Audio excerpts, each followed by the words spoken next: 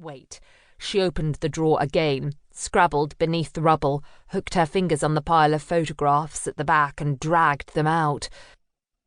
For a second, she stared at the top photo, her and Josh on their 4th anniversary celebratory holiday.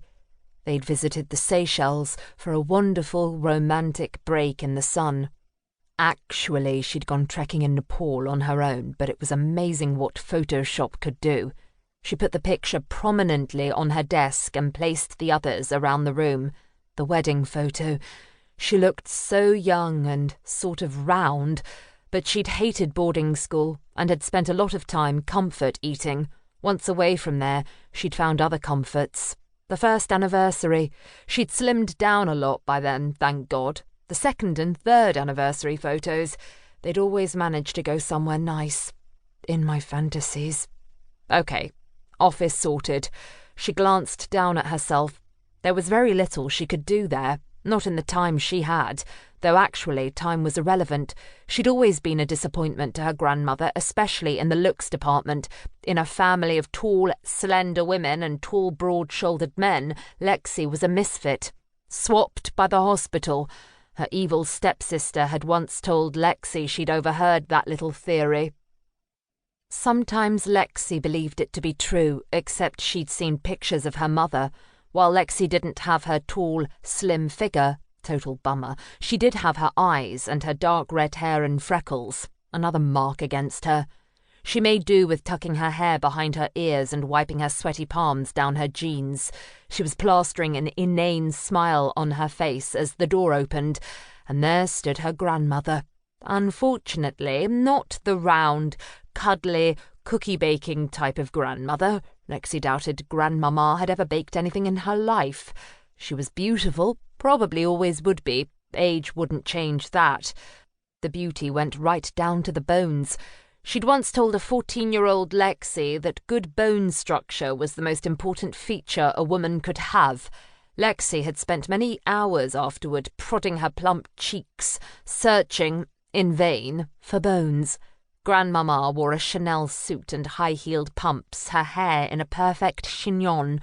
Lexi sighed and resisted the urge to fidget, which always wound her grandmother up. But what the hell was she doing here? And why did this woman still have the ability to turn her into a mindless moron? Pathetic, insecure, a wimp. She came to a halt just inside the room, her gaze sweeping over Lexi. "You're looking well, Alexia," she said. "I am." That seemed unlikely. "Although shoes would probably help."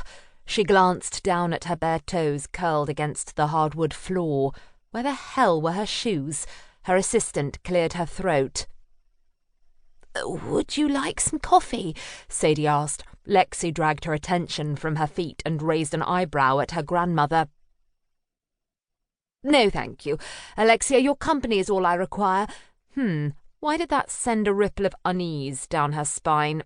"Thank you, Sadie. You can close the door behind you." Sadie's face dropped at being excluded from the fun. Lexi glared and her assistant backed out, closing the door behind her. When she returned her attention to her grandmother, she was at the desk staring down at the photo of Josh. She picked it up and studied it with narrowed eyes. Lexi's breath caught in her throat. She cleared it with a cough, the sound like thunder in the too quiet room. "That was our 4th wedding anniversary," she mumbled. "We went to the Seychelles." Her grandmother put the photo down. "I can't believe he has the time to take you on all these holidays." She waved a hand at the other photos around the room. "And yet in nearly 5 years he has never found the time to visit your only family." She licked her dry lips. "He's away so much. We just want to be together when he's free. It may be time for a little forward planning. For our 5th, we're thinking of reaffirming our vows. Josh has always hated it, that we married in a registry office, but he couldn't wait. Now he thinks a beach in Mauritius. Oh, what a tangled web."